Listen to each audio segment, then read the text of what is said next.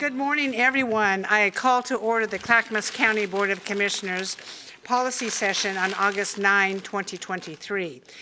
County Administrator Gary Schmidt, what's up first? Thank you, Chair Smith. Your first policy session today is 2023-2025 Long-Range Planning Work Program. Staff from Transportation and Development will present, and they are Dan Johnson, Director of the Department, Jennifer Hughes, Planning Director, and Karen Burig, Long-Range Planning Manager. Dan will kick it off. Great, thank you so much. Chair Smith, Commissioners, harken back to 2012.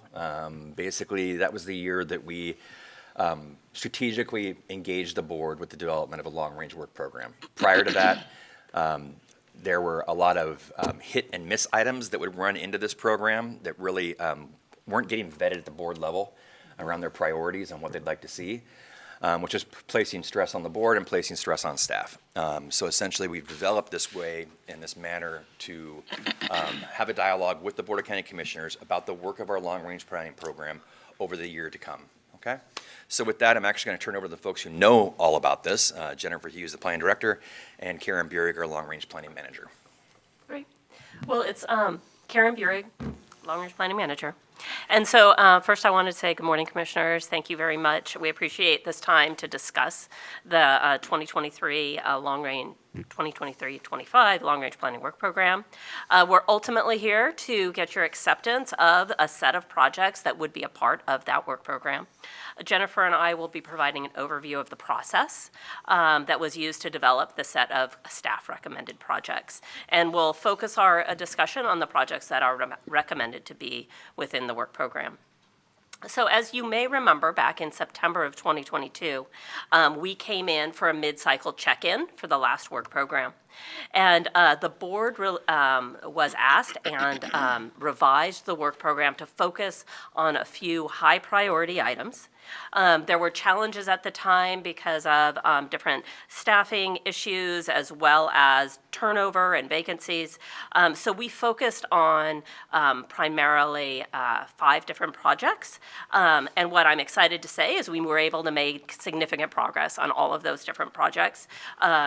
We were able to complete the housing strategies projects, phase 1 and phase 2.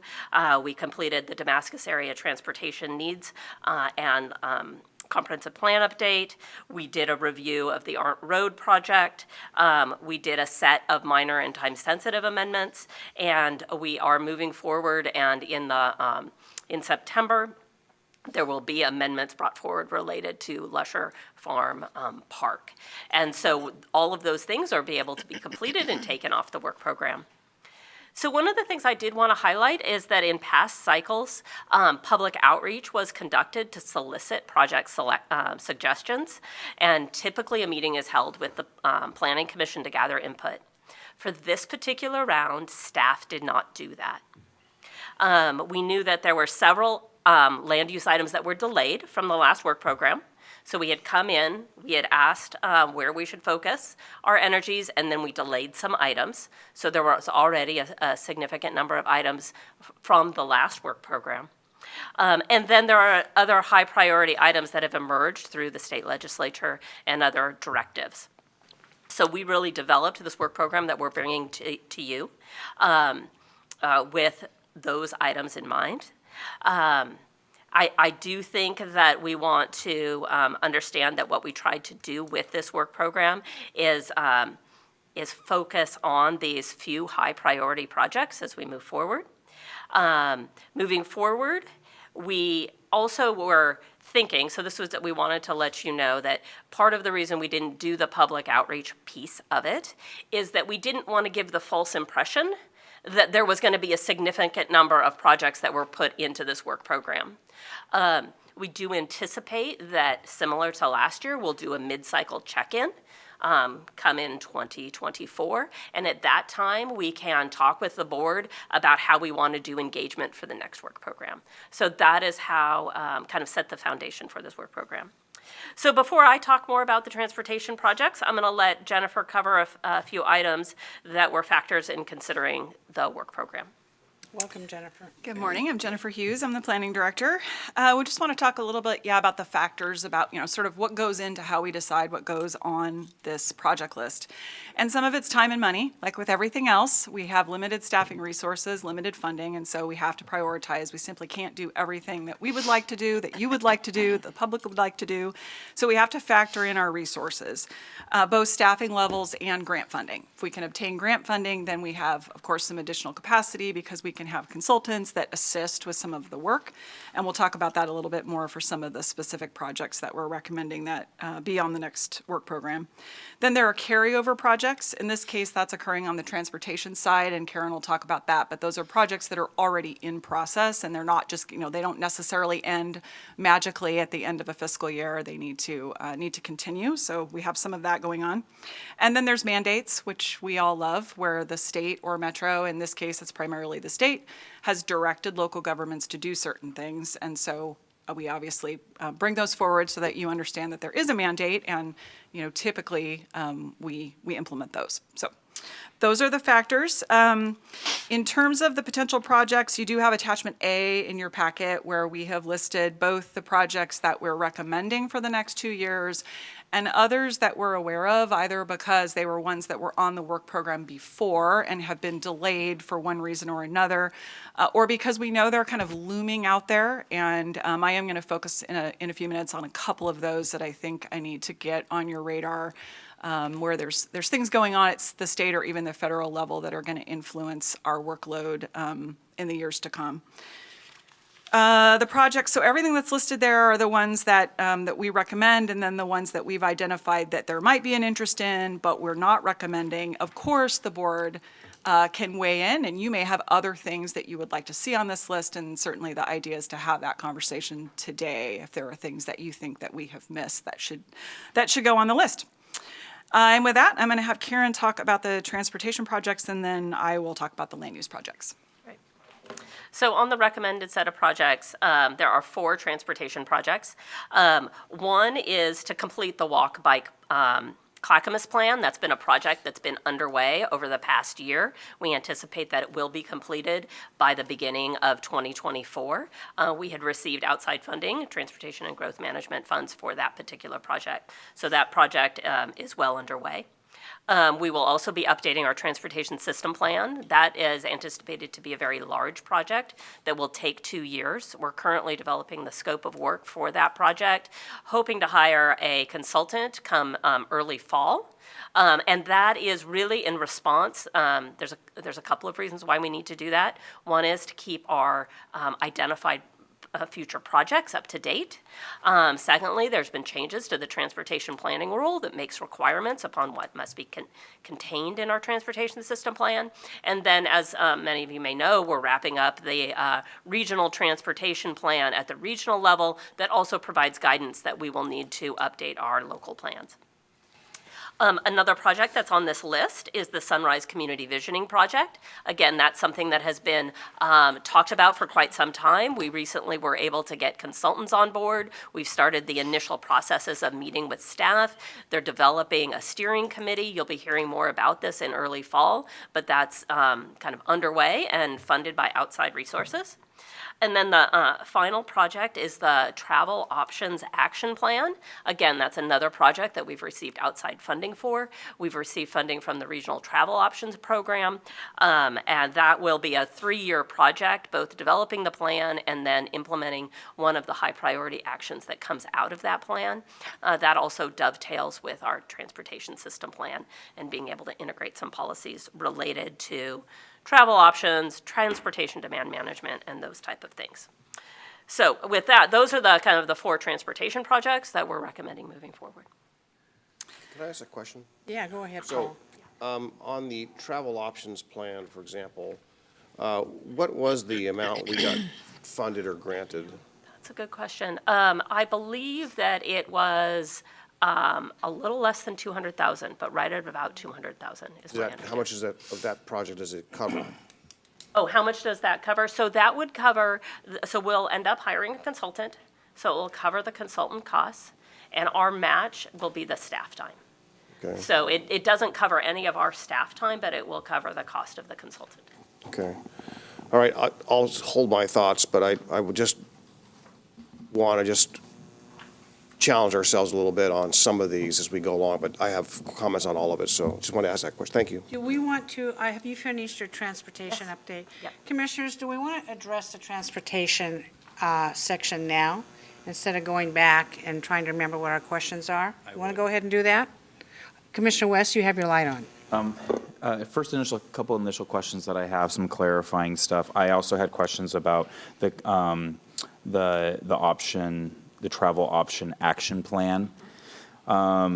Just to really simplify things here, is this something we need to make a priority, or we're making a priority because we got grants to do it and then we have to use valuable staff time to work on it? Why is this a priority? So for a couple of reasons. One reason is as a part of the transportation planning rule updates. So there were changes made to the transportation planning rule. From who? At the state Legislature? level. At the state level, At the okay. state level. That required to be able to have an element in our transportation system plan about transportation options. And so, so that I'm clear about what transportation options are, it's basically the supports that are needed to encourage people to use other types, not single occupancy vehicles. So they are things such as mapping for bicyclists, perhaps it's advertising for our community shuttles, our transit services. It's kind of more of the soft items versus the infrastructure items. But kind of developing that system, it might be supports that people need to be able to understand how they buy bus permits, different things like that. Well, this sounds really awesome for Multnomah County and Portland. I just do not see how effective this is for our population with our topography and our more rural and suburban cities. It sounds like we have to do it. It's number 4 on our list. It just sounds like more bureaucratic, paper shuffling. I don't know, I'm not super impressed by giving county resources to that. And then I was wondering if you could explain a little bit for me the climate-friendly and equitable communities administrative rule. What is that? And it's on hold, but can we dive into what that is a little bit? What do we mean by climate-friendly and equitable communities? So there was, I would call it sort of a tagline, which was called Climate Friendly and Equitable Communities, and it was a set of changes to the transportation planning rule, okay, that would support kind of reduction in greenhouse gas emissions, as well as engagement with different type of communities during our transportation system plan process. So that is something that has occurred over the past, I feel like it's been underway for the past 1 or 2 years. DLCD has actually adopted a set of changes to the transportation planning rule to implement these climate-friendly and equitable communities, that little tagline. Yeah. But ultimately, they were changes to the transportation planning rule, and there were a whole set of different types of changes that impacted the way that we do our analysis for our transportation system plan, the way that we do our engagement for our transportation system plan. But there are also a set, and we've talked to you about this before, about how we implement parking minimums and requirements, so that's kind of set within that bundle of requirements that's called climate-friendly and equitable communities. So there's a bit there, Yeah. and that's what we often I just want to refer interject really quick. I'm sorry. Yeah. No, it's Because okay. I don't want to, I know I'm not the only commissioner that wants to talk on this. Is this, Dan, is this the large report you guys have been working on? And we've talked offline about this specific. No. No, this is different No, than that? This is different. This is basically a mandate that we adopt these. This is one of those mandated items that came forward from the state. Another mandated item from the state? Yeah.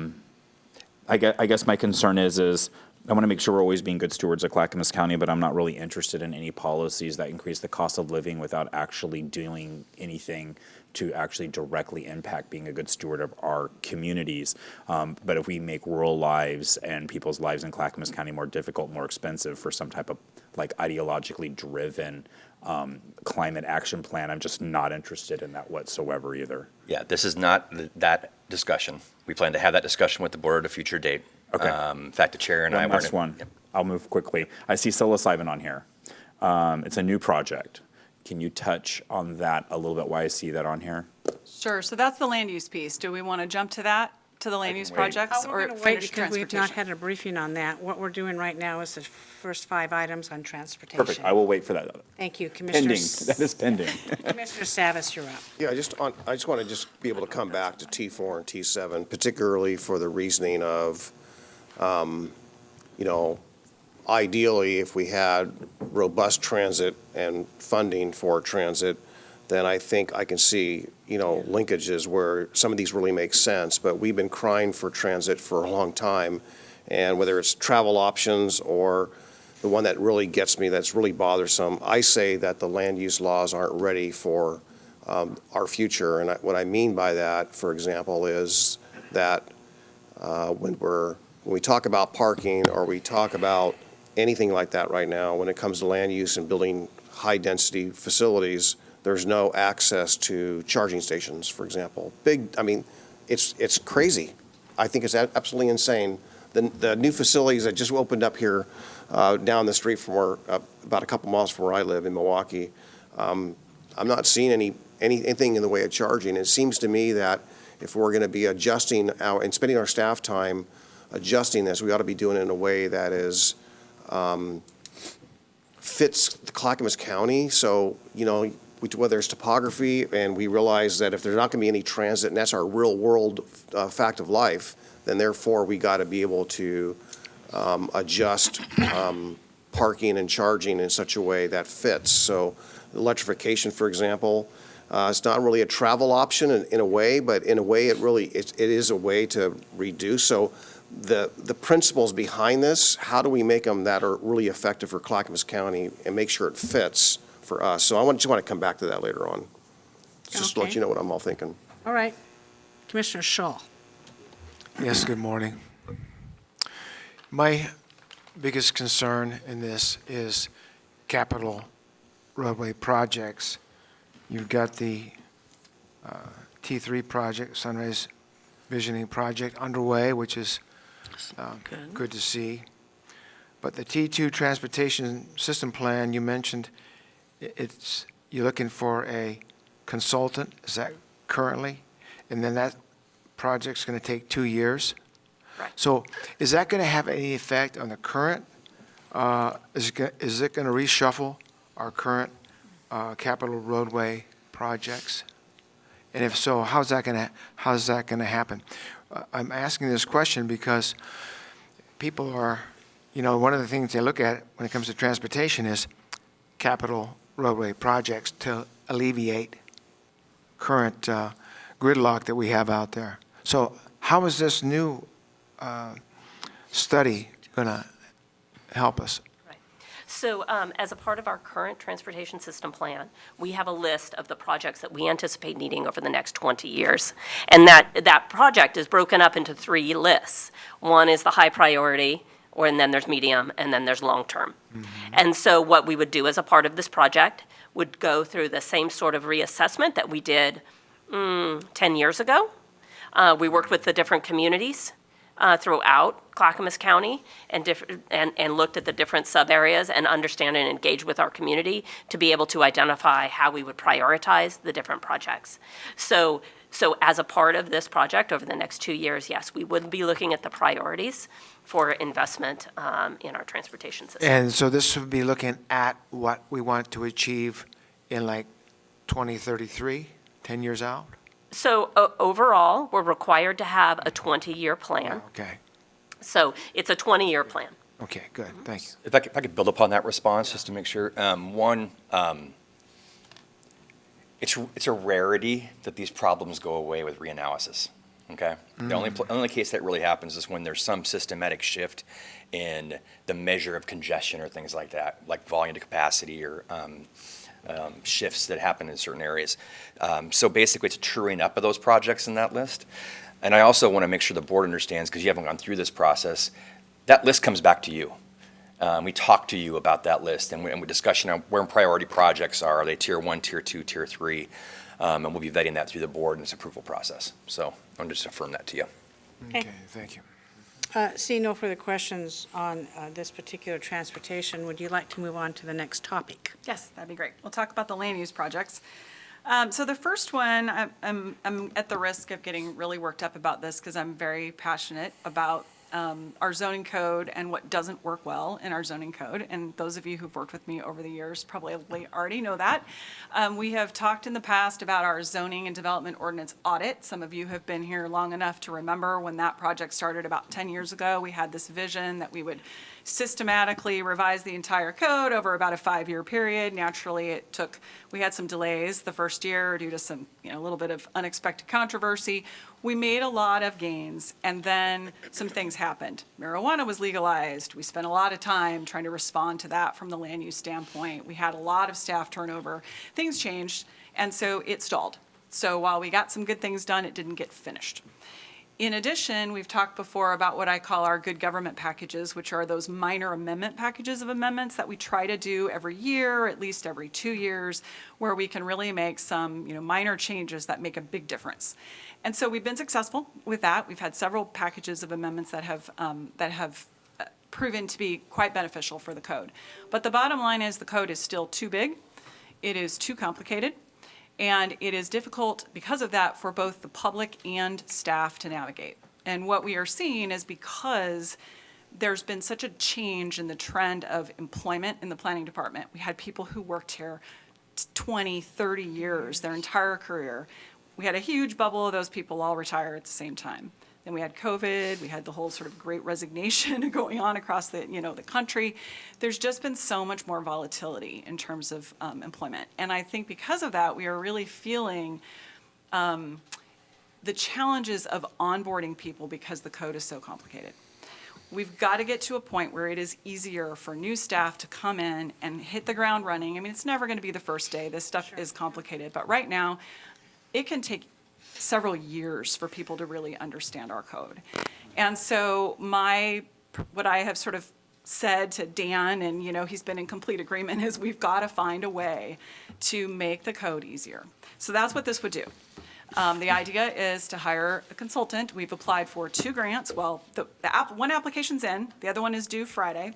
We will, if you agree to include this on the work program, be coming to you next week at issues with letters of support that are required for both of the grant applications.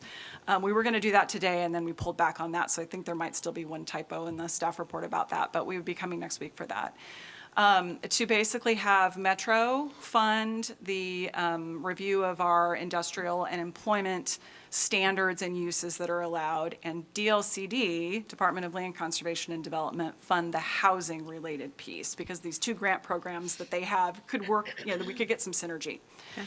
We don't know if we'll be successful, but if that funding were to happen, that would allow us to use a consultant to do a deep dive on our zoning code, some stakeholder outreach, working with developers who've used our code, working with our staff who knows the code better than anyone else about what the sticking points are, with the idea then of having a set of recommendations that we could bring to the Planning Commission and the board to streamline our code. We want to make it more efficient and more effective. So that's my passionate speech in defense of why this project is really needed. And the other thing is it is about reducing the long-term cost of administering the current planning program. And I do appreciate that you have told us that. It makes a big difference. And, Yes. and you're trying to work your way through the staffing issues and Yes. the complexity of it all. Yes, and we rely on, general fund for our public service piece and application fees for the actual processing, both of which I know the board is very concerned about. And so whatever we can do to make this more efficient, I really feel like we should do.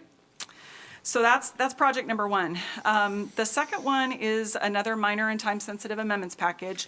It's a little bit different than what we did this past year, and so I do want to kind of explain that. And the key words are narrowly focused package of amendments. There are some things that the legislature has done, both optional and mandatory, that on the optional side, I expect the board to have a lot of interest in. We would, of course, start with a policy session to talk about the specifics, but this is really just, by putting it on the work program, kicking off this effort so that we can then come to you and talk about it in more detail. There are 2 optional bills that are in effect now at the state level. One permits accessory dwelling units on certain rural lots. Currently, ADUs cannot be done outside urban growth boundaries. This is a change. It was originally tied to the wildfire mapping. They severed those two things so we can actually proceed with with ADU provisions without having the map adopted. So that's number one. The second one is the RV bill, where it allows for occupancy of a recreational vehicle as a dwelling on property. Both rural and urban unincorporated areas could do that. Both of those things, the state isn't saying we have to do it. They're saying we can do it. And so my assumption is that you're going to have some interest in at least talking about that. So it'd be both of those elements. In addition, back to the climate-friendly and equitable communities question from Commissioner West, there's a little bit of that's land use. So again, this is mandatory. There are some changes to our standards for how parking lots are developed that needs to go into our zoning code. And then it's this question about what we do about mandatory parking requirements. This is just in the urban area, not the rural area. And the non-programmatic approach to that is to remove all of our minimum parking requirements in the urban area. That is the cheapest option. And a number of jurisdictions are proceeding with that. Alternatively, there are some programmatic options, which we did talk to you about in a policy session over the past year, and we tabled it because of this ongoing lawsuit that a number of you are aware of, where a number of cities have sued, arguing that DLCD or LCDC has exceeded their authority in terms of adopting this climate-friendly and equitable communities rule. That lawsuit is still pending. So we weren't, you had said don't move forward. I just want to note that, and we also hoped that the legislature might act to roll it back. They did not. So now we're in this position where the deadline is coming. It's June 30th of next year. And so if we're going to take the approach of removing the minimum parking standards, that would be a code amendment. It is a simple code amendment, and it could be done as part of these minor amendments. So that's the third piece. And then the last one is really just any other legislation that Okay. passed. All right, let's address housing.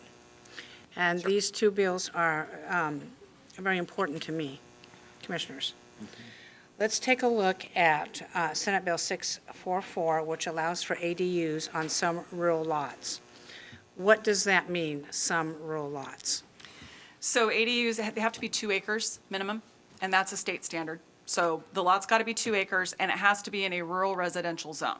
So it's not permitted on exclusive farm use, timber, or ag forest, which are our larger lot. I mean, not all the lots are large, but larger minimum lot size, and where the state really controls what land uses are allowed in those districts. It doesn't extend to that.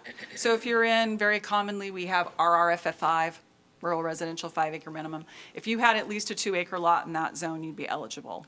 There are a few other siting standards, but essentially it comes down to the 2 acres. And I do like this because I do think it's going to help alleviate some of our housing situations.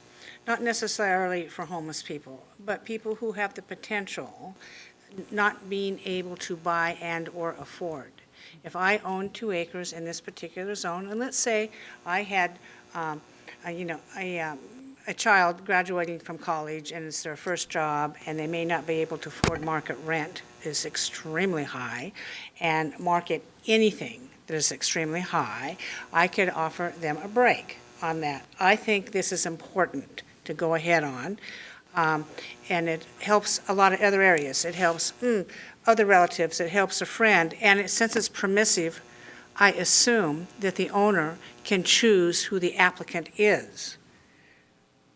Unlike some other rental regulations that are being passed in Portland and Eugene that says first in to apply, first consideration. I assume that since this is permissive, that here in Clackamas County, we could set our own regulations and procedures going forward. Is that right?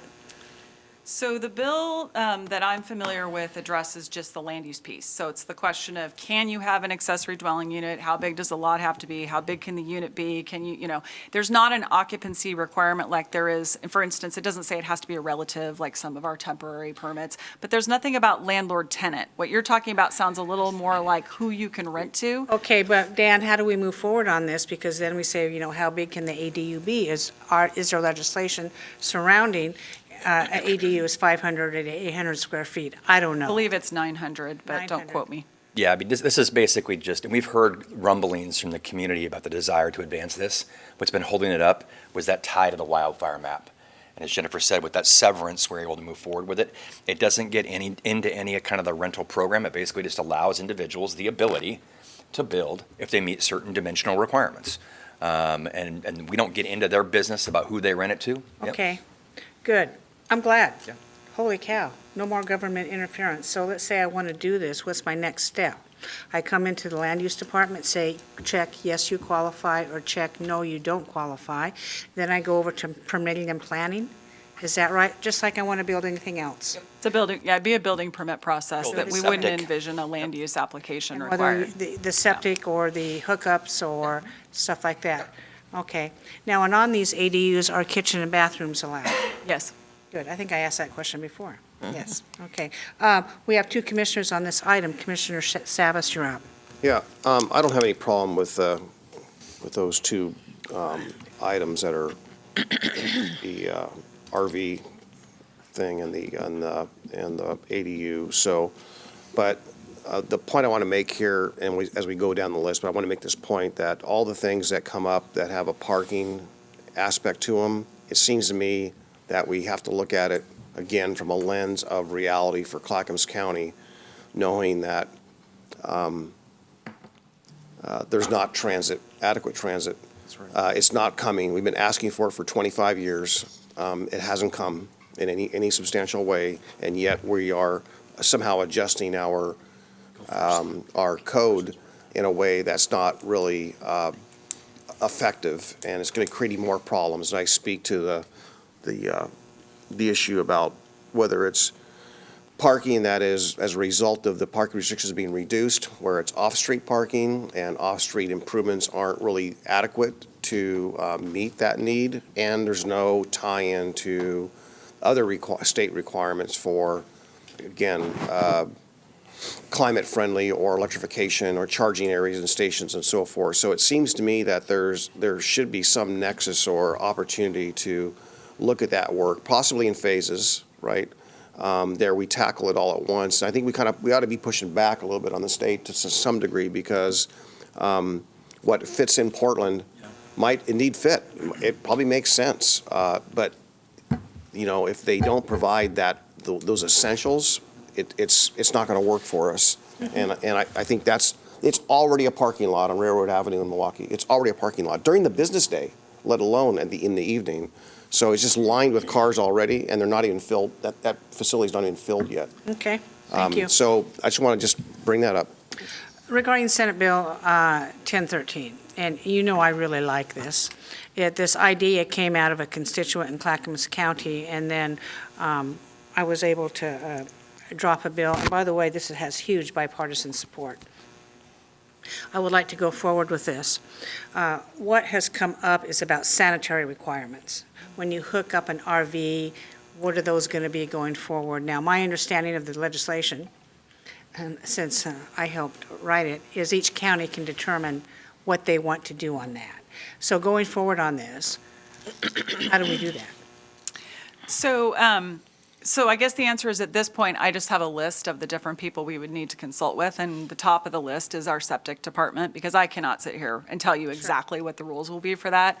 But the idea would be for this to be a coordinated approach where we could provide information to people who are interested in doing this, that would be comprehensive from the DTD standpoint. It's not, we need to amend the zoning code. That piece is clear. Once we've done that, it really becomes an issue for other departments, but we would typically act as a coordinator of that during this project so that they're all on board and we can tell the public, here's your one sheet of what you need to do and who you need to see. Because there is a requirement in the bill that these have what I would call full hookups. So they are going to have a power source, a water source, and something to don't do with want- their sewage. The sewer and the water running all over, of Yeah, course. so- That's so Dan, you our- had a comment. Yeah, our septic program, we are an agent of the state. We're DEQ agents. And so, but saying that, we have a lot of flexibility in how we implement that program. So it would basically be coordinating with our septic partners that are a part of our department to see the best way moving forward to provide that service. It should not be that complicated of a discussion. It basically right sizing.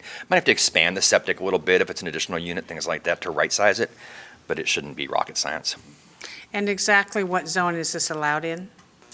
So it's similar to the ADUs, except there's not a lot size, the 2-acre standard. So it still is not allowed in EFU, TBR, or ag forest, but all the rural residential zones. And interestingly, it's also allowed in urban unincorporated areas. So if you choose, again, it's optional, and we can talk about all of that before we actually come to you for a hearing. But you could allow it in an R10 zone in Oak Grove if you wanted to. Becomes effective January, correct, of next year? Correct, January 1st, yes. So is it going to be possible for us to do some pre-deadline work on this? So I don't think we could, just given the schedule, I don't think you can actually have the code updated by January 1st, but we could certainly start. If you green light it today, this is sort of the first thing, because this other ZDO project, we need to get the funding. I mean, yeah, it's going to Right. take longer. So the idea was to do this project while that's getting going, and then shift focus to the ZDO project after that. Okay, good, yes. I personally would like to give it the green light. Commissioner West? I would also like to give it the green light. I think that because this is a response that is affordable to the housing crisis that we're all acutely aware of, that it would make sense maybe to talk to the assessor's office and say what properties and lots may qualify to this, and already do outreach to those individuals to say, hey, you may have an opportunity if you would like to build an ADU. Oh, you may also have a lot that could qualify for RV. So if you have a family member that is a little transient in the RV, a parent, an aunt or uncle, we will allow you to house them here now. Maybe there could be housing, and Human Services could work with some type of program to help kind of create awareness around this that allows people to utilize this new land use to the full effect and help target specific property owners, I think would be really smart. And then, you know, what if we were able to house 100 people relatively quickly that never become homeless because of these quick adjustments, right? Because of these very nimble policies. That's a lot of people that we prevent from being homeless. So I think we should use these creative opportunities that came out of the legislature with leadership from like Chair Smith to try to address those issues would be my suggestion. I would also like to greenlight this. I like the term you used, nimble policies. Wow, what a refresher that government. is, yeah. Yeah. And you're trying to do that, I know, yes. Yeah, could I also, I'm going to speak to Commissioner Savas' statement about the climate friendly. I want to remind the board, you did stand up. You did push back. You did participate in a part of that suit that went forward. Yes. That's a discussion from a long time ago. Yes, You've had I a lot know. of stuff going on, but I just want to make sure that you understand the fact that we didn't accept this with open arms. We basically raised concern with it and continue to do so. So just want to remind you of that. Thank you. Commissioner Schrader? So I know with code enforcement, are you folks anticipating an increase of complaints from people at all? Do you think that may happen? In regards do you have to the- enough? Do you have enough staff in code enforcement to handle what could be? I'm That's- just being the devil's advocate Related here. to the RVs, But- you mean? Yeah, well, I could see neighbors calling because I know this county. I know how cranky people get. Yeah. And do you have I mean, are you going to be able to meet the It's demand? not really a if that code happens? enforcement issue as much as it's part of our public service function. Okay. Because we will get inquiries. Why is Jimmy next door putting this RV up here? And it's like, there was code that was adopted that allowed for that. And us verifying that with them, so. But the only thing I worry about with this, and I'm playing devil's advocate, you know, I'm fine with it moving forward. I mean, it is what it is. But I worry that you may have set up a situation where some of these RVs maybe aren't as livable as we would like to think they might be, and that may cause, you know, I mean, we've all seen those pictures. So let's hope that I think we can keep a set a handle on standard, that. can't we, on that, for what type of RV, the age and functionality? So we can talk about that. There is some ability in the bill to do that. The concern with good. that All is right. how that gets regulated, and the cost of that potentially is, I think, the concern. Yeah. But I don't we want would to come spend a talk lot of about it. time on that No, I'm today. I'm okay with But that. that's coming back, that we all Yes. can have. We'll be back. our input on that. Yeah, we don't want some old dilapidated thing that can never run Yeah. again, sitting on people's property. I mean, that would be really a hazard. That's what I want to get on the record. That's not what we're doing here, because it will come up. Well, So, yeah, okay. yeah, thank you. Commissioners, any other comments? What about the housing economics H1E1? The code audit, that's a new project. Is that the one we're waiting for grants on? Yes, correct. Okay. All right. The other is 01, minor time and sensitive ZDO comprehensive plan amendments. Are we waiting for a grant on that as well? No, that we would start almost immediately if you greenlight it today. Yeah. Any questions or comments on that, Commissioners? Okay. Housing H1 Phase 3, add housing to schools and places of worship. So I didn't really talk about these, and I guess I'll just say the ones under number 5 are things that have been on our work program in the past, have been delayed, and we're not recommending at this point that you change that. We just sort of leave them out there. They may very well be coming back. I did just want to highlight a couple of things just because I really, I'm very sensitive to keeping you in the loop, and I don't want you to get hit with something later where you say, why didn't you tell me this, Jennifer? So there's a couple things going on. Number one, and we have talked about this in the past, there's FEMA was sued because of arguments that the federal flood insurance, National Flood Insurance Program violates the Endangered Species Act. They settled. This has been years ago. And it has taken a really long time to get to the point where we are now, which is that FEMA is in the environmental impact analysis phase of overhauling their program. And so there are a number of local communities that are around Oregon. This affects almost the entire state of Oregon. It's already happened in Washington. Anyway, there's a number of communities that are extremely concerned. I know that you've all gotten emails, maybe not totally aware of what they are because you get so much email, but there's a coalition led by Tillamook County and some other interest groups, Oregon Home Builders and various things, trying to push back against this. But it does appear to be a freight train moving down the tracks, and it is going to result in some substantial changes to what is permitted in terms of development of properties that are in the 100-year floodplain. Okay. So we're talking about bigger river buffers, we're talking about potentially lack of ability to divide land that you maybe previously could have. There are a number of concerns with, property rights issues and the potential for those of you who remember the ballot measure 49 era, that there might be claims of lost property value. And so I just want to put it out there to say this is a big deal. And it's still probably a couple years out in terms of implementation. There is no model code yet. They've promised one's coming, but there's nothing to really look at. And so if the board has interest in engaging with this coalition, there are opportunities to do that. Of course, they're looking for funding. Anyway, so I just want you to know that it's there. And to the extent that you want to talk about it further, we could queue that up for a discussion. But it's... If it's 2 years it's something to down- be concerned If about. it's 2 years down the road, that's, It's a bit. yeah, it is. Commissioner Savas.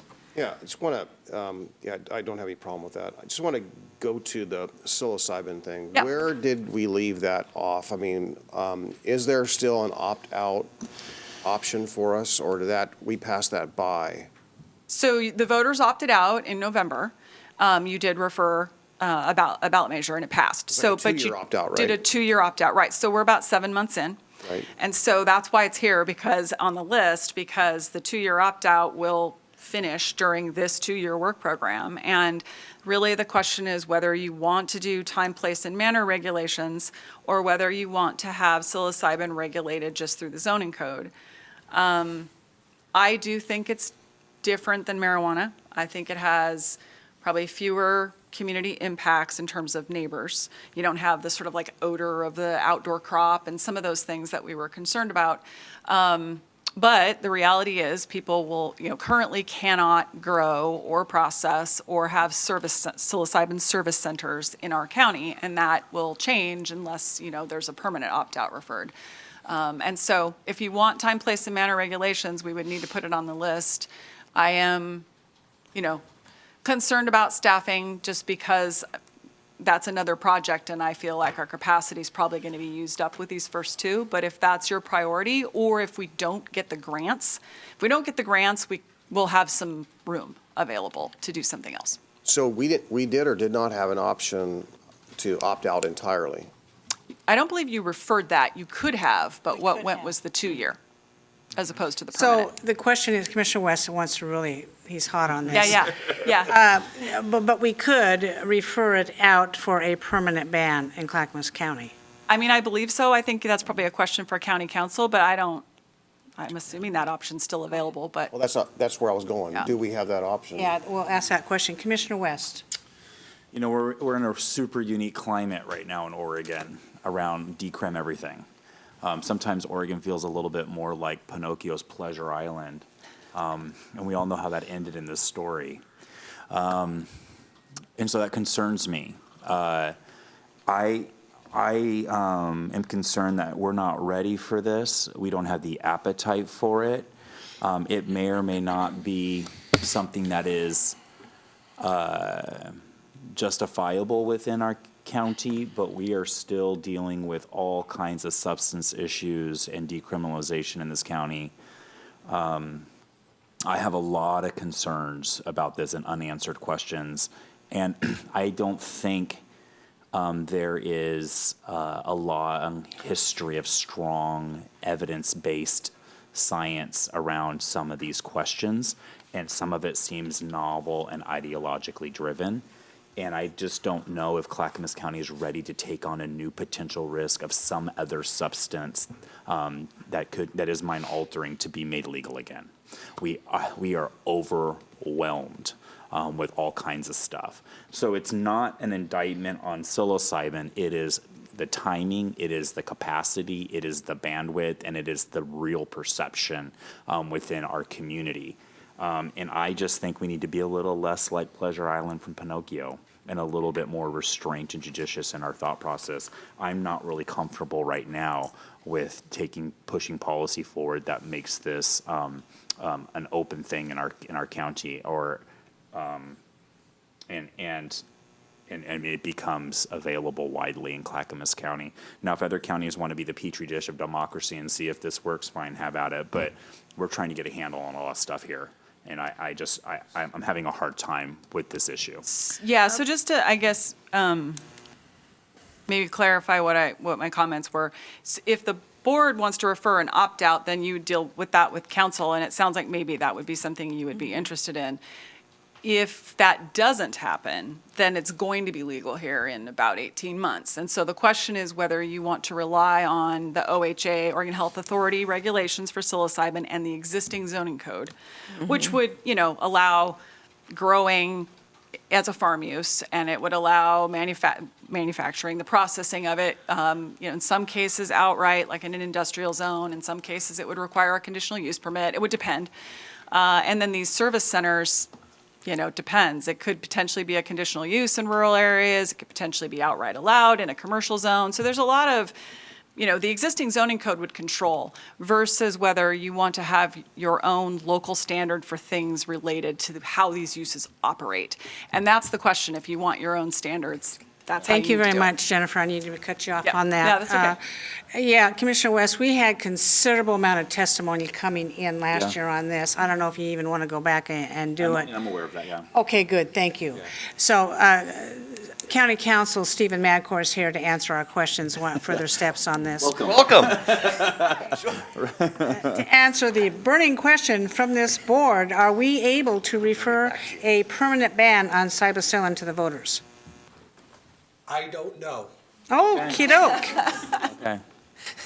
We have a temporary one right now. Voters authorized psilocybin, right?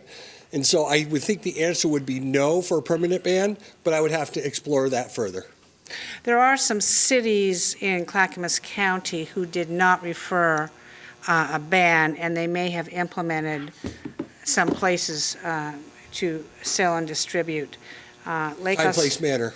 Time, place, manner, I believe Lake Oswego might have been one of them, I'm not sure. Don't know the answer to that. Yeah. Wilsonville banned marijuana when it had the opportunity, so you can't have any marijuana shops or anything like that within the city of Wilsonville. The Yeah, city so limits. I don't know what the other cities did, but I think this board would like, if you would please pursue that, permanent ban for a vote in Clackamas County, because it's really disingenuous and it's hypocritical. If we're trying to ban and decriminalize fentanyl and all these other drugs, but yet we're going forward on implementing this. Yet again, our hands may be tied on this, but we're trying to get a handle on addictive drugs. Now, there's so much testimony said, oh, it's not addictive, it cures depression, it cures, I'm talking psilocybin, cures depression, anxiety, and a whole host of things that people suffer from. The problem in which time, manner, and place is implemented, you have a problem? Never. Okay. In that, I believe it's given out randomly. People leave and drive in their cars in a potentially altered state, and that was my big objection to this. I don't like that.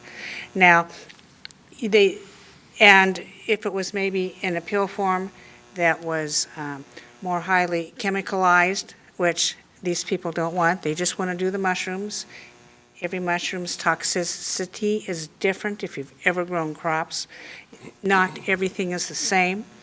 So it's an issue. So I can get you an answer by the end of the day. I believe Measure 110 also decriminalizes psilocybin amongst all those other drugs, ecstasy, opioid-related things, the fentanyl. That list is broad, so you're going to have two conflicting provisions there as well. But I can get you an answer by the end of the day. And the question is whether the county can prohibit psilocybin outright. yeah. Okay, now my next question is, let's say we cannot, and we fail to move forward on time, place, and manner. Does it automatically revert to what the OHA standard is? Pretty much. Okay? Right, you'd have the OHA licensing standards, which we're not that familiar with, but certainly Yeah, I'm we not can either. get there, you know, and Yeah, I'm then not the either. zoning code. Right. But we could do place, we could put like a 50-mile, no psilocybin centers within 50 miles of a school. I mean, I think there's probably still that language about, you know, reasonable, they love that, reasonable regulations, whatever that means. But yeah, I know you're being a little facetious, but the question is, I don't know how much you can push it. Okay, so I let's wait for that. We're going to revisit this, Dan. Yeah, no, I agree. That's what I was going to say. I think that we can engage the board today about the recommendations from staff, put a pin in this topic specifically, and if there's new direction that comes forward about the response from county council, we could reassess the list, either at the mid-cycle. We probably would like to do it earlier than that, in all honesty. So if there's something that comes out of that, we probably need to get started on this sooner rather than later. Okay, Yep. thank you. Commissioner Schrader? Yeah, I've never cared for these kinds of bills, and I think the framework that I've seen so far is giving people minimal training to kind of sit with people, and that doesn't seem particularly safe to me at all, because there's no medical piece to it. But what I'm hearing from you folks is that if we don't like what the OHA is doing, will we get a look-see at what their regs are before we have to make up our minds? Because if it becomes something that is really unpalatable, their regulations, then we may have to move forward with something. And I don't look forward to this. Yeah. You're right. Because marijuana was a nightmare. So was. it's not that if we move forward, it's not that because we like it, but I certainly, if it's a loosey-goosey with OHA, I'd like to have something, quite frankly, more structured. Yeah. I would too. Have more control over it, so. Commissioner Savas? Yeah, in the interest of time, I just want to go back to T7 and the very last Oh, one. so you want to go back to transportation before we do that? Well, no, parking. It's just I mean It's parking. a land use and a transportation I'm issue. I'm fine with that. However, have we exhausted our conversation on Sibyl-Simon? Because Madcor, you can stay or you can leave, it's up to you. I'm going to sit for the opioid one as well, so I'm comfortable Okay, all here. right, thank you very much. And we still have others to talk about. Commissioner Savas, you're up. Yeah, so the last one on the list that's not included is the parking regulation, and I look at T7, that's got parking issues. I think I've kind of gave you a thumbnail sketch of what I'm thinking, and in past shared some of the other concerns, with, illegal RV parking, so to speak, as well as camping parking on our streets and so on. So there's a lot of different moving pieces of this. So I don't know if somehow we could package this somehow in a way that is in phases or whatnot, but how we can address this in a plan that goes forward in stages perhaps. How do we tackle that? So let me speak to the land use piece, and then I think Dan can comment on this other part about the county code and chapter 7 01. From the land use standpoint, for you to be in compliance with the state mandate, you're going to have to choose between three options of how we deal with parking. And those were the ones that were presented in a previous policy session. We can certainly talk about those again, and we put it on hold for the reasons I talked about earlier.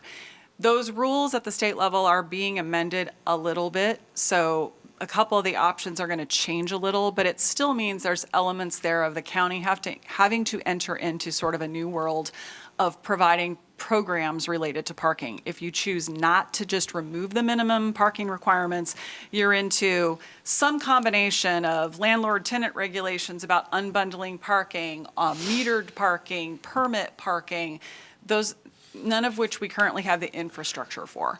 And none of which is really going to live in planning. We could facilitate that discussion, but there's going to need to be other players involved. The piece you're asking for, I think, is a little bit different, and Dan can speak to that. Yeah, and it bundles itself around the discussion you're having around the no camping ordinance to some extent. So I think that discussion really has to kind of mature a little bit and then figure out, we talked to you, and we can talk more to you about parking. We have no problem with that. The question is, where does the discussion lie? Does it lie in the long-range planning work program, which the climate work does? No ifs, ands, or buts about that. But the other components that we're talking about, a programmatic approach to broader issues, is a discussion that we've got to kind of do a deeper dive with the board to say, what do you want? I mean, what kind of program are you looking for? We presented discussions about the no parking process that we have currently, and updated you on that for like site distance and things of that nature.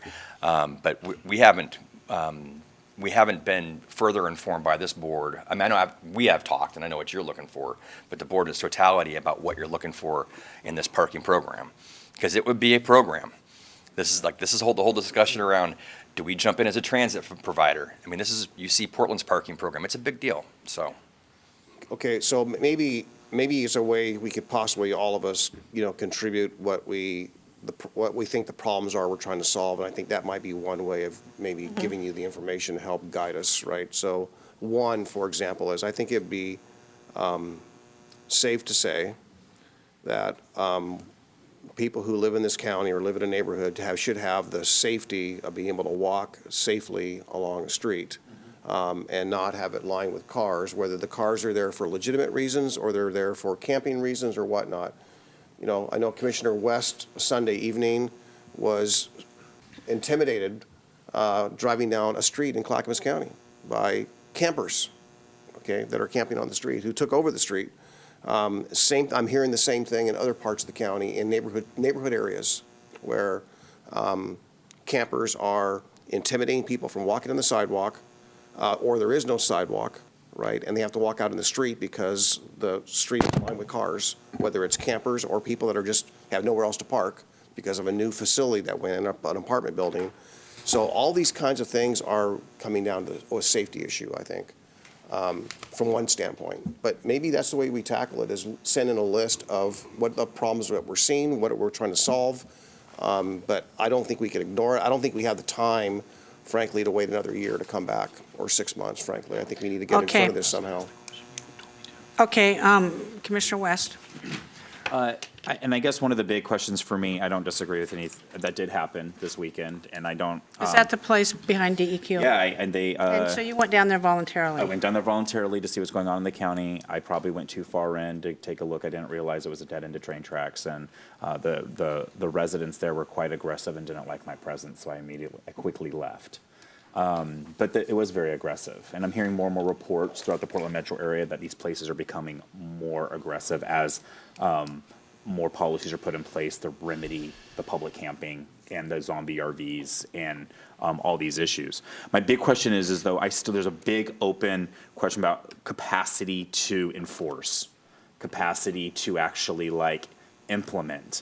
I don't feel like there's a straight good answer here, but that is also a massive component, is how the hell do we actually enforce this? Who does this within the county?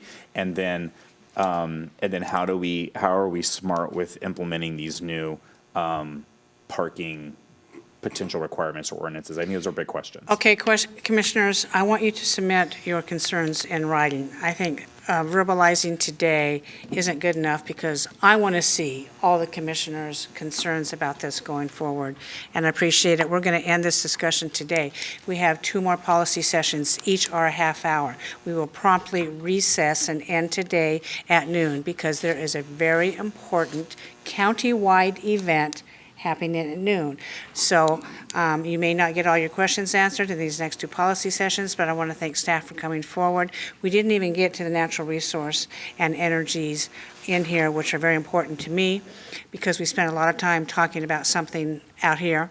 And so we may have to revisit some of this stuff, but thank you very much for coming forward. I appreciate it. Gary, what action do we take on this?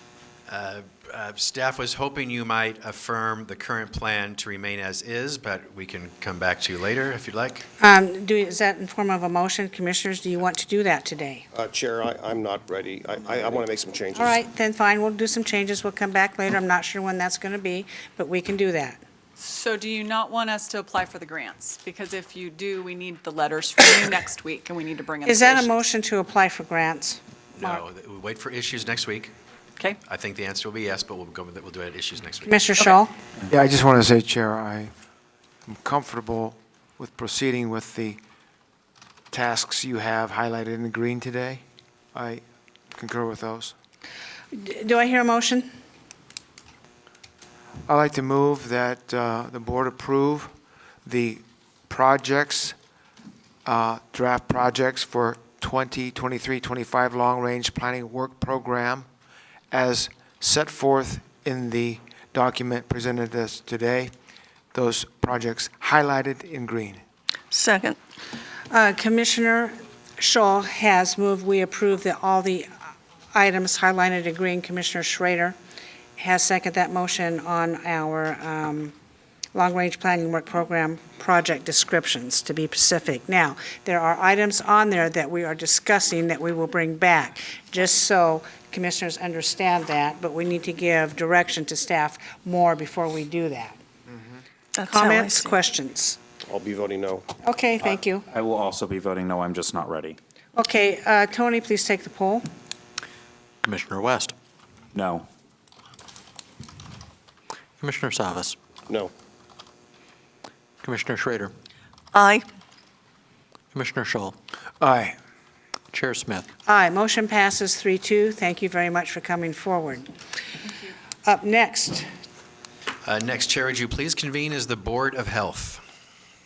I will recess as the Board of County Commissioners, and we will convene as the Board of Health. Please introduce the next item, Gary. Now meeting as the Board of Health of Clackamas County. This session is opioid settlement funds, next steps in Clackamas establishing board funding priorities. Our staff from Health, Housing, Human Services, Rod Cook, the Director of Health, Housing, Human Services, and Philip Mason Joyner, Public Health Division Director. Go ahead, please. Good morning, Commissioners. We're here today to present a coordinated request to the board for the initial use of opioid settlement funds amounting to approximately $1.5 million over a 12-month period. We've been before you before on this issue, and as we explained in our previous meetings with you, what you're seeing in front of you is part of the continuum of services that we're proposing that would happen. A lot of these you'll see are police, law enforcement, street-based, front end of the continuum and on the back end of the continuum of this whole effort to address opioid use and specifically fentanyl uprise that we've all been hearing about in the news and reaching our kids and families. So with that, that's just my intro. I have here the Director of Public Health. He has a presentation for you if we could hear that. Philip, please go ahead. Introduce yourself. Good morning, Chair Smith and Commissioners. Yes, I'm Philip Mason Joyner, Director of Public Health for Clackamas County. As Rod mentioned, we were previously here to discuss this topic with the board back in May of this year. We presented high-level findings from the community engagement efforts that have happened with a variety of partner organizations across the counties, with many of the cities and residents that have lived experience facing substance use issues in our county. We then had discussion with the board around your priorities and how you would like to see the future use of these funds be used, the opioid settlement funding. I am proud to share that Clackamas County, our community engagement efforts have really been successful. We have in fact received national recognition. We're now featured on the opioidsettlementtracker.com website as a gold standard for how communities can apply to John Hopkins framework for gathering input from community members. And this is a website that is the place that cities and states around the nation are looking at for case studies and examples of how to use this funding. So very, very proud of that, and much appreciation to our staff that have worked so hard on that. That's great. Can you send us that link? Absolutely. I didn't know about that. Yeehaw, kudos. Great. Go ahead. At our session in May, the board identified 5 priority areas listed in the worksheet here. It does a nice job of blending the priorities we heard from the community with the board's priorities on all the work that you are doing as the Board of Health for the county. So I'm going to quickly walk through them at a high level, recognizing we're limited on time, and that way there's plenty of time for board discussion and consideration of staff's recommendation around initial use of the funding. So on the worksheet, priority number 1 is to provide up to $70,000 to support the Clackamas Addiction Recovery Summit that's happening in September. This is formerly known as what we've been referring to as the Blue Ribbon Committee, now with a new name. Expenses are already coming in. We're bringing in international experts, so air travel, lodging, all the logistics and expenses needed to have a successful event. So this we're recommending. This is an appropriate use of the opioid settlement funds for this purpose. Priority number 2, 3, and 4, criminal justice, treatment, and prevention. We've tied these together in a package. This is where the bulk of the initial funding proposal is, a little under $1.5 million. Staff are recommending using these for 8 programs and services that are already existing in Clackamas County, have proven track records of success, but they could be expanded on either geographically. And in the packet, we list some of these initiatives are countywide, some of them serve specific communities, or they can be enhanced, reaching additional people that can be served through these efforts. So I think that this does a really nice job of we've engaged partners, we've engaged other county departments like community corrections, the sheriff's office, the DA, and H3S, public health, behavioral health, and our health centers, and children, community, and family connections. So this is a blend of county departments and community partner organizations who work together on these initiatives across Clackamas County. These funds can be put to use immediately. They can be implemented now to address the crisis that is currently happening. Priority number 5, we know that the board has a lot of interest in making investments around navigation, transition, recovery, and crisis stabilization centers is how I would talk about it currently. Centers to help have places in the community to address these community needs. We're not providing at this point a staff recommendation for initial funding, recognizing that right now there's a little under $2.9 million of opioid settlement funds that the county currently has available. We think it's really important that the summit happen next month, that there be some clarity around exactly what the vision is, of course, the scope, the financial resources that will be needed. And then we as staff can figure out a plan for how we operationalize that. How do we braid all the variety of different funding sources that exist? Will there need to be additional funding in order to implement the vision? So that's for priority 5, the final board priority. At this point, not quite ready to have a full proposal on how we solve the need to create or establish those centers in the community. So in total, this request is $1.5 million out of the 2.9 or so, leaves about $1.3 million still available in this dedicated fund. We have learned that we will be receiving an additional $490,000 in the next couple months as our next payment. But at this point, our understanding is it's close to $14 million over 17 years that we'll be receiving this. So not a ton of money to address all the needs, of course. There will be need for continued coordination and strategic thought around how we leverage these dollars as effectively as possible. But that is the presentation for today. that is the Thank you. proposal, and happy to answer any questions that the board may Thank have. you. Gary, would you like to talk about the Deterra drug deactivation disposable kit? Yes, our County District Attorney, John Wentworth, is aware of this and briefed Chair Smith and Commissioner West recently about this amazing drug deactivation pouch. I have an example right here. It's called the Deterra Drug Activation Disposal Pouch. And what you do is inside this pouch, this is a small version, there's this little charcoal packet. It's not dangerous, but you put in this pouch, this charcoal packet that comes with the pouch, any drugs you want to dispose of. You add some water, you put some air, seal the package, it dissolves the drug, eliminates the drug, and then you throw this in the garbage. It's safe, it's not toxic, doesn't harm animals or people. It's quite amazing. So this is a request to use some of our opioid dollars to buy these pouches have them that we can already. distribute to the county. Do we already have them, or is that an example that you got from the This DA? is the district attorney actually bought a very small portion because he knew about this a while ago. But this request is to buy more for the county that we could distribute. Our staff is saying we do have some in stock. Okay. Sorry, we have some in stock already, yes. Good. And how will those be distributed and where? To what So, groups? Our staff in H3S and some of the other county departments as well, we do have we have a comprehensive safe storage program. So supplies that we hand out like Narcan, naloxone kits, safe storage for pill boxes, for example. Some of this would increase the current inventory that we have. It would And will they be given purchase a to few law thousand. enforcement as well? This is mostly for community members. I know the DA is interested next week, handing it out at the fair as an example. Nice. Nice. Okay, so we have this opioid settlement presentation put for us, and no, we're not spending all the money that we have in the bank now, and these are recommendations. So, Gary, what are you recommending in light of our Addictions Recovery Summit? Do we approve this today and take it to the summit folks and say, well, this is what we've been thinking about? Are we on the right track with their recommendation? Does not mean we would do exactly what comes out of the summit, but based on our information today, these would be best practices for the opioid settlement dollars. What would be your recommendation? Yeah, so staff and myself are recommending that you approve 1.5 million in allocations today, which is in the staff report, and then the remaining money that we have on hand, wait for the blue ribbon panel to Okay. advise us on recovery centers, what that looks like before we spend those dollars. That's more clear, thank you.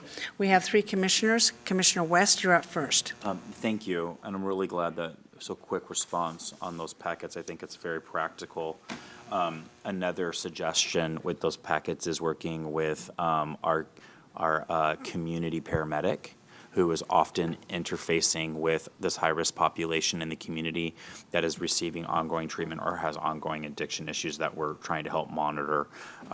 So I'd like to maybe branch out to those other stakeholders and partners with that too. I think this is fantastic.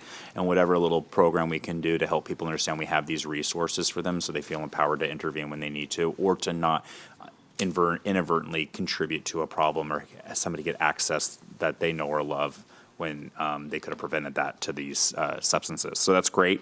I'm overall, I'm looking at this. I like much of what I see here. I'm a little bit curious about specialty behavioral health and primary care. And just kind of learning more about what that process looks like, and specifically that money would be going towards within primary care work. I do think a lot of preventative work is done at the primary level, and how would that be implemented specifically in Clackamas County potentially? Yeah, staff provide me a great talking point, so I can speak to that one. As we actually have contract with outside trainers who come in to train the staff that are in the clinics providing behavioral health and primary care services, how to provide patients that have complex pain and substance use disorders with the appropriate care and services. So it's a little bit with nurses and primary care providers. So nurse Yeah. practitioners, physicians. Yeah, absolutely. Okay. And this money is really to keep the training curriculum in place for the staff time to do the training, and also to pay for the trainers themselves to provide the services. Are we seeing more and more primary care providers actually prescribe medications to help people wean off of substances like Suboxone and methadone and those things? Are we seeing that come out of the same primary care, or are we doing that through a different part of the county?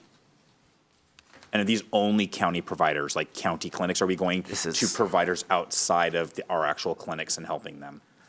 That work is happening across the community, but this funding proposal is specific for our county clinics. Our county, okay. And then, is primary care actually doing the management of like medical management of people's substance abuse? Are our primary care providers and nurses doing that specifically? Yeah, they absolutely are for their patient population. I can get you more of the details from our health center staff directly if that would be helpful. Cool, thank you. Thanks. Thank you. Commissioner Schull? Yes, Philip, Rod, good morning. I like your 5 priorities. My question has to do with the Clackamas Addictions Recovery Summit, which is to meet next month. Can you tell the board when you expect the recommendations from that summit to be presented to the board? Will that take a month? Will it be something that they do before they leave? The reason I ask the question is that I would like to see the results, the recommendations of the Addictions Recovery Summit before we commit the money to your 5 priorities. What if their recommendations might suggest a modification to these 5 priorities? So I'd like to know, when will we hear the results of the summit so that we can look at this again and decide if this is what we want to put that money towards? I'll answer that question, Commissioner. So immediately, at the summit itself, you're going to get immediate feedback, not only from the panel, but from the community members participating. So at that event, you'll get some feedback right there, so in September. Okay. Well, in that in mind, I like to wait to that date before we make a vote or a decision on these. Thank you. Commissioner Savas? Yeah, not exactly in the same mindset that Commissioner Scholl just shared, but similar. And so as I'm reading the executive summary, it states that over the next 18 years, we'll receive $13.7 million. And of course, we'd like to see that. I won't be here in 18 years, but I'd certainly like to see something that is, that we can have to show for it, that, results in good outcomes for people that are currently addicted. So as I look at the list of things there, I don't have the expertise to size those up and say, oh, is that enabling, or is that really an extension of the pain and suffering that people are going through as they're addicted, similar to enabling, and then how much of this leads to permanent recovery or in a recovery model, and or just people being able to break their addictions and become more productive members of society, whatever that looks like. So I too think it'd be wise to visit this item after we hear from after the summit, and make a better, and also strategize how much of that 13.7 we want to either leverage or use in those aspects, because once it's gone, it's gone. I'm pretty frustrated, actually, just the fact that the amount of drugs that we're seeing flowing into this country, into this state, into this region, it's overwhelming. Yeah. And it's mind-boggling. It's very daunting, and I'm just concerned that there may not be much to show for these dollars long-term, and I just concerned about more enabling. I think to some degree we can't control 110 right now, but perception becomes reality, whether people think that you can sell drugs and you can buy drugs and it's all legal. We are enabling, and our citizens are suffering and dying on the streets. I don't think that's good. I don't want to be part of that. But I just think we need to be a little bit more sophisticated about our approach, And so it just seems to make more sense to make the decision or talk about this after the summit at least. And then think about something more holistically on the $13.7 billion, what we can do and have in place. In a recovery center, if that's what the model is, then great. I don't know what kind of funding streams there are to make that happen. I'm sure that we probably couldn't build one for 13.7, but I'm sure we can make a hell of a down payment on one. Well, the problem with the 13 million, we don't know when it's coming in. Sure, but you can bond on it perhaps if it's guaranteed. I don't don't know, maybe we can't. I don't believe it's even guaranteed at this point. I think that settlement is dependent upon the companies who are being sued that are still in business, is my take on that. But Commissioner Schrader, you're up. Yeah, I guess I would be willing to pass this today because it's not like it's a living document. If we just say yes today, it doesn't mean that we can't revisit based on what we're hearing at the summit. Yeah. So I'm kind of. We see this as a partial or the initial investment into this full continuum. And we keep talking about a continuum. Part of this talks to the kids. There's fentanyl that they're being fed today. And we're trying to teach them, here's not what to take. Kids are dying off of that. And I'm trying to be dramatic, but that's what's really happening. Right. The people that we're going to have to convince to go to the treatment center that we're going to build, probably with SHS funds, because we're going to come to you with a spending package on that. We have to convince those people. We have to have that velvet hammer, if that's all we've got, to convince them that you need to come off the street and do something about this addiction that you have.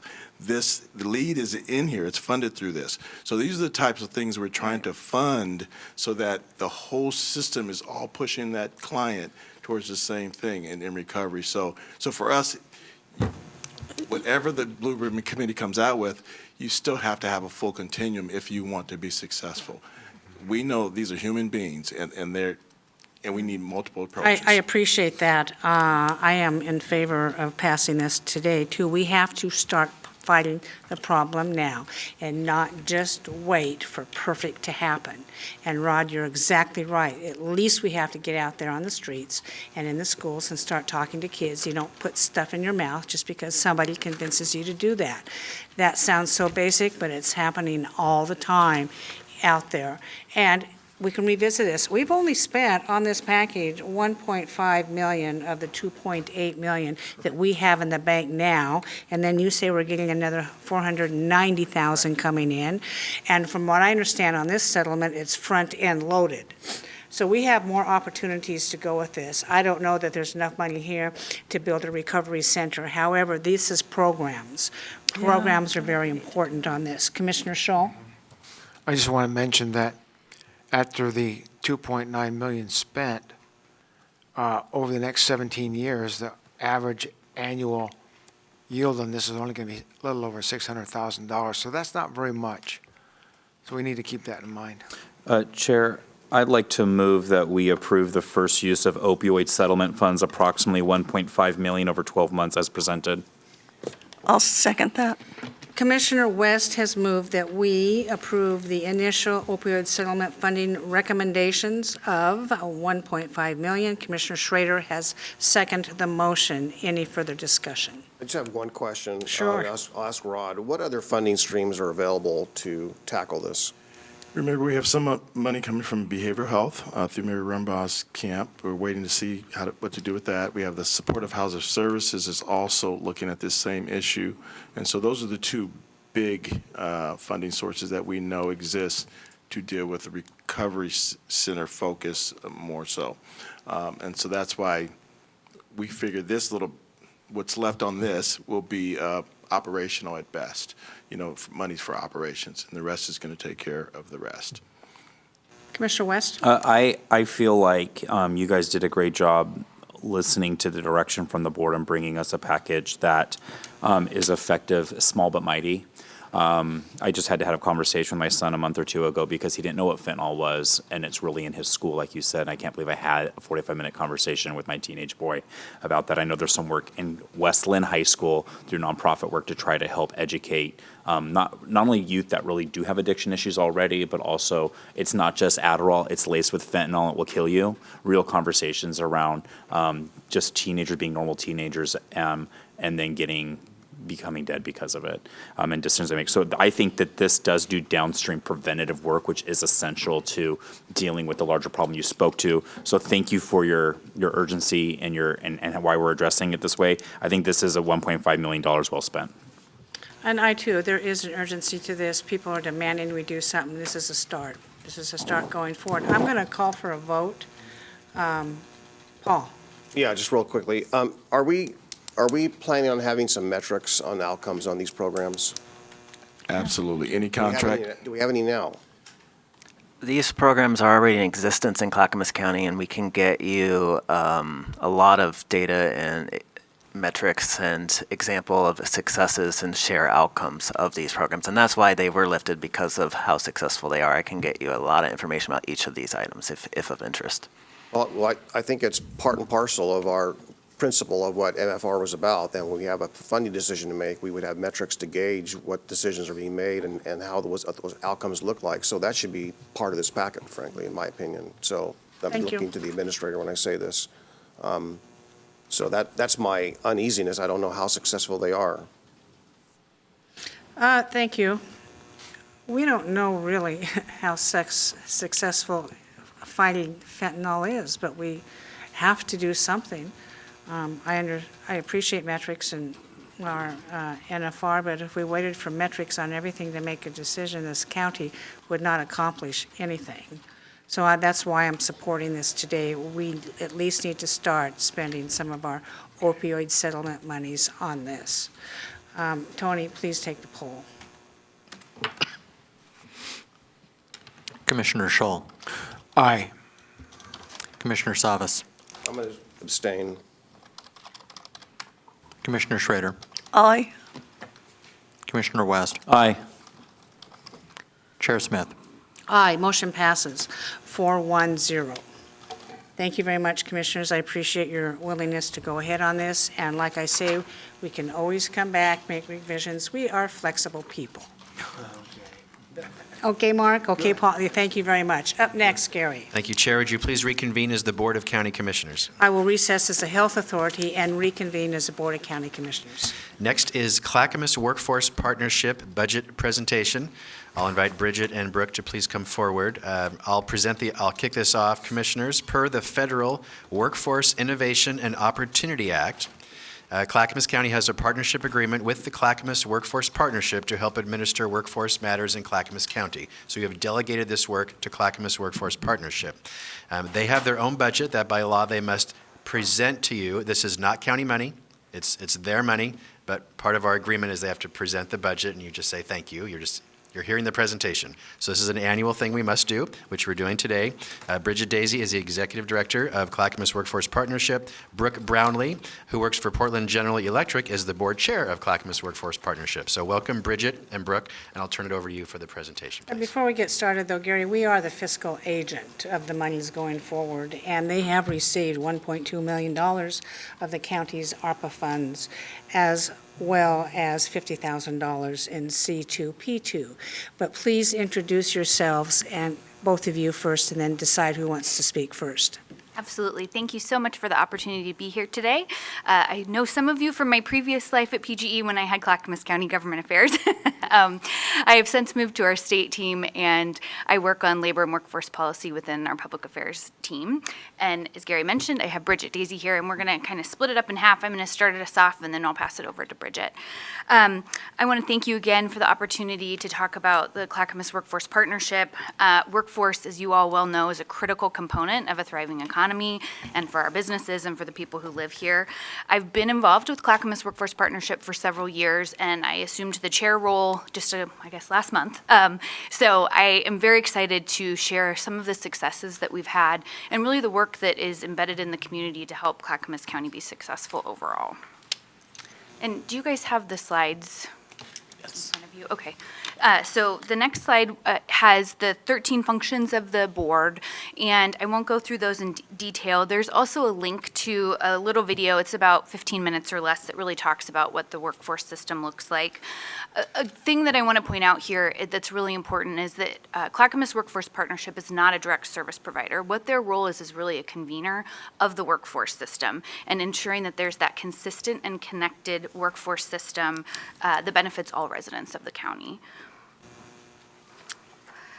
On the next slide, where you kind of see our funding, I want to start at the very, very top, which shows the makeup of the board. It's made up of business, labor, education providers, economic and community development, community-based organizations, and nonprofits. I will say personally that I'm very proud of the board that we have. We have really great input and participation, and I want to thank Commissioner Schrader for her role and engagement in the board. It's a working board, and it is a board that brings really diverse perspectives, which, when looking at the workforce system, is really critically important. You need to have that diverse point of view to really make sure that we are providing services to all the residents of Clackamas County. The CWP delivers dollars to organizations throughout the community for programming that supports a whole bunch of different things, including, services for youth all the way up to adults. And some of those partners include Clackamas Community College, Ant Farm, and ERCO.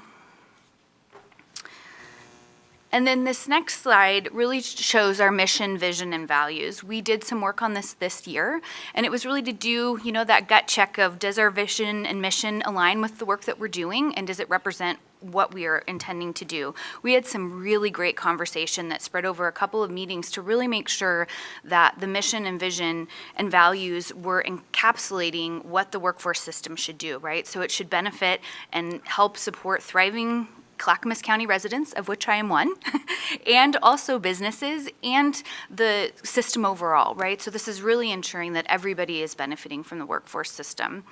And I think another really important piece is that it's ensuring that we are providing opportunities for all Clackamas County residents. That's also very important, and ensuring that we're really thinking through all the pieces that are required in order for that system to be successful. On the next slide, we have information about our strategic goals. This plan is through 2024. We are kicking off our next round of planning for strategic planning, and that will include community engagement to align with where we are and making sure that it's being responsive to community and what we're hearing from community. The goals may change, but largely these broad categories will stay the same. That's really the function of the workforce system, is ensuring you have these kind of three buckets. So with that, I'm going to pass it over to Bridget. Good morning, Bridget Daisy, she, her, Executive Director of Clackamas Workforce Partnership. Thank you for having us here today. This next slide talks about our priority populations, and under the Workforce Innovation and Opportunity Act, there are mandated populations that we must prioritize. That includes veterans, people with disabilities, and our low-income residents, and those that are adult basic skills deficient. The additional populations identified happens through the strategic planning process. So we may see some adjustment over the course of the next year as we embark on our new strategic plan for the 2024-2028 timeframe. Moving on to the next slide, this is a snapshot of our budget for program year 2023. And I just want to walk through, you had a separate attachment with notes, and I just want to walk through that. 69% of our total planned expenditures goes directly to community through contracts, contractual relationships with direct service providers that Brooke referenced earlier, and our one-stop operator, which is our quality assurance entity that we actually contract with Oregon Manufacturing Extension Partnership for. We did receive new funding in the amount of $245,000, but this was less than last year's budget, so we saw a 5% decrease in funding. As you can imagine, this concerns the board greatly since there are so significant workforce needs in our community. The state received an overall 8% decrease of WIOA, and I'll just remind the board, I've talked about this the last couple of presentations over the years. Since the early 2000s, we've seen a 50% reduction in WIOA funding for workforce from the federal government. So this trend of cutting workforce dollars is concerning, but it's death by 1,000 cuts at this point. So we anticipate that we'll continue to be cut, which is really encouraging that our state took on the Future Ready package this last year of a one-time $200 million investment in workforce. I'll talk a little bit about that later on. The expenditures make up about 39% of the budget, 14% from Prosperity, 10,000 ARPA funding, and 25% from the capacity building recovery. So we'll talk about that in a little bit because, to your point, Chair Smith, some of the funds that do flow through the county, you elected or designated us as stewards of those resources, so I want to give you some updates on that. And so CWP has $1.9 million in awarded funds for future periods. So when you look at the slide 7, and it breaks down that we have a budget of over $6 million, and we're only putting $4 million into effect, is because of those future funds. And I would also stress that we're writing grants and trying to attract more resources to Clackamas County every day. And many of those grant partners those grants require partnerships with municipalities, counties, whether they be federal grant dollars or state grant dollars or even foundation grants. And so we really leaned on our partnership with you and appreciate the connection that we have with the Clackamas County to level up some of that funding since we've been seeing those cuts at the federal WIOA level. The next slide is to give you an update of the Construction Careers Pathways project. And we received 2 allotments of $50,000, one in year 2021 and one in year 2022. And over the course of that $100,000, we've served 15 people. So this last year we served 8, and all of those individuals were either women or people of color. And we look forward to continuing the C2P2 investment. So we've had some conversations with Tracy as of late about what that could look like with other investments from the county. The next slide, slide 9, gives a recap of our capacity building and recovery assistance funds. So we did receive $1.25 million from Clackamas County of ARPA funding to go out to CBOs and nonprofits and assist them with capacity building and support their bottom lines and their continued existence in our communities. And that work is going really well. It's helping us build relationships with nonprofits and CBOs that we haven't had relationships with in the past. And we're hearing a lot of good energy around what that could mean for long-term sustainability of support for our nonprofits in the community. And then the last slide, just to highlight some of the opportunities we have moving forward. Of course, I referenced Future Ready funding. And we'll see some benefits navigator programming coming out here in the coming months as we receive guidance from the Higher Education Coordinating Commission. Of course, the ARPA funds from the county. Child Care for All Coalition continues to be hard at work in driving solutions to the child care crisis. And again, thank you, Commissioner Schrader, for your advocacy for child care ages 6 months through age 12. Our families are in dire need right now, and the more we can do to shore up support for the industry and affordability, it's just a value add to our economy. The Quality Jobs Initiative is something that we've talked about in the past, but it really is, how do we ensure that all jobs are quality jobs, and how do we work with employers to ramp up what quality means to them so that they can both recruit from our populations in Clackamas County as well as retain those workers. Clean Slate Clackamas are our expungement clinics, and we're hoping to expand that into other areas. So it really is giving a second, third, fourth, fifth chance to many people in our community who have criminal convictions or charges that are expungible and that now are able to move into housing that wasn't available to them, or into jobs. So we see that as a workforce investment. And then we're expanding youth programs, doing our strategic planning. Manufacturing Day, again, will be the first Friday of October. And so to the extent that you are able to participate in any of those activities, we encourage you to do so. Those are usually really fun days where we're visiting businesses, we're visiting education providers, and we're kind of connecting those with our young people. And then How To 4, we received some grant funds to assist with the behavioral health workforce and the bottlenecks that exist within behavioral and mental health. And so that work is underway with a consortium that began earlier this year. And I believe that is all. Thank you so much. Thank you. I know commissioners have questions for you. I want to thank you for bringing this budget forward.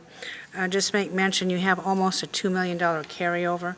I assume because the ARPA funds from the county of $1.2 million has just come in. Am I correct? Yes, some of that is ARPA funds from the county, and some of that is ARPA funds from Prosperity 10,000 that came out of Future Ready that has a shelf life until 2026, so. Right. And the next time you come back, your yearly report, you can give us an update on how those ARPA funds are spent. I'm sure you have an idea for them. Oh, absolutely. Well, and the eight nonprofits that we've already awarded their allotment, and we're working through what technical assistance investment could look like. Yeah, we'll want to know what that. I do like in your slide deck, you have mentioned the barred workers with disabilities. You're working on getting them either training or getting them into the workforce. I used to work for St. Vincent de Paul on supported employment. And and I lobbied for the legislature on that. That is so important, just not from an economic point of view, from a mental health point of view. Oftentimes, we all relate to what our jobs are. Oftentimes, when you introduce yourself to a person whom you don't know, one of the first questions they ask, well, what do you do? In America, that's the way we're structured. I'm not saying that's right or wrong, but it's very important. It gets them out into the community, and it's just healthy. It's just very healthy. I'm also glad to see that you do some interaction with veterans as well. Very, very happy about that.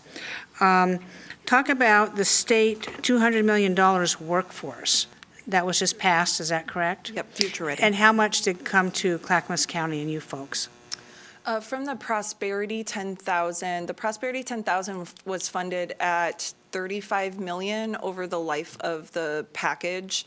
And we received last biennium a little over 1 million, like 1.3 or 1.4 million. And now we're receiving about the same amount for 3 years. So we had about a year and a half to spend 1.4 million, and now we have 3 years to spend 1.4 million. And then we're also going to be seeing funds come through the Benefits Navigator, which was part of the package. And there are competitive dollars that we are applying for that we haven't received word back from, but we did get some youth funds, and so there are funds coming. Well, I'm particularly focused on the state, 200 million. Yes. You said 35. All of those are part of that. I'm focusing on the state, $200 million. You said 35 million was coming to Clackamas County? Oh, no, 35 million was coming through Prosperity 10,000 to the workforce Okay, and then that is boards. spread out throughout Yes. all the counties? Through the states, yeah. Okay. I'm wondering what the other monies are We going could do some to. math. We could do the math of who's been awarded through competitive grants to Clackamas County, and then what we've actually, because we don't oversee all of those funds. It's not necessary. It's not necessary. I was just asking some questions on that. I'm not sure who was next. Mr. Scholl? Yes, good morning, Bridget and Brooke. Did I get that right? Yes, I did.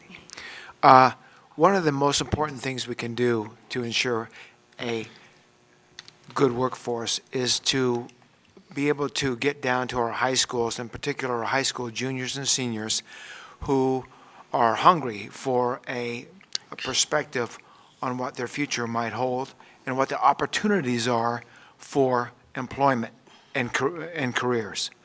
Does Clackamas Workforce Partnership work with our high schools to auger down and to present information and options to those students? Absolutely. We have youth programs through the WIOA, and then also youth programs through state funds, like the Oregon Youth Employment Program. So we're, through our contractual relationships with the Clackamas Education Service District, ERCO, and ANFARM, we're delivering services in the form of career exploration, guidance and coaching, as well as training and development. So we're funding certificates and credentialing programs, as well as degree programs for our young people. skill while they're in the midst of exploring what careers make sense for them. So we do that. And then we're also going down in forms of industry days. So like Manufacturing Day is a perfect example of showcasing all of the great companies in manufacturing that exist within Clackamas County and helping to connect young people to what those opportunities could look like for them. So, so those are different ways that we help connect those dots. And so looking at it from the opposite direction, do you receive input from our Clackamas County businesses? Like, we need this many welders, we need this many people in this field and that field, that you can begin to get a feel for how to influence the programs you have? Absolutely. So we have identified sectors: manufacturing, construction, healthcare, technology, and early care and education. And within all of those sectors, we have targeted reports that get at the data about what are the existing and future trends for the workforce within those industries. And that really helps to guide the work that we do in those sectors. Well, good. Thank you for what you do for Clackamas County. Thank you. Commissioner Savas?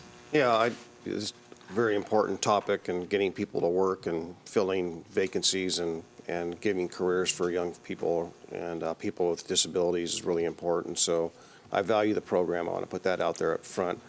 But I do have some questions. So could you get us the actual budget for, maybe the past 5-year budgets? What I see here is more of a,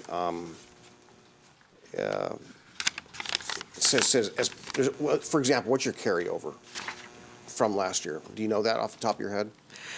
We usually, it depends on the grant. We usually budget for, we'd like to have at least between $50,000 and $100,000 in each of our adult dislocated worker and youth for WIOA, because again, we know that we're going to get cut every year. And so that carryover really helps us to ensure that our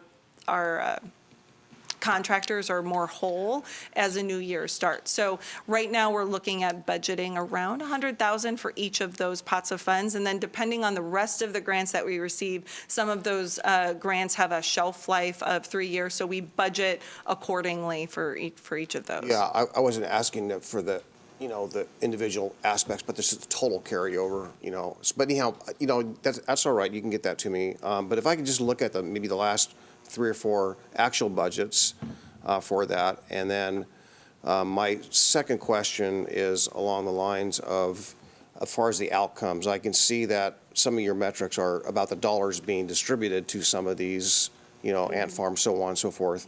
But my question is, how many people are we actually, I see the metric of 8, current number of CBO and nonprofits enrolled and served. That's 8 CBOs and nonprofits.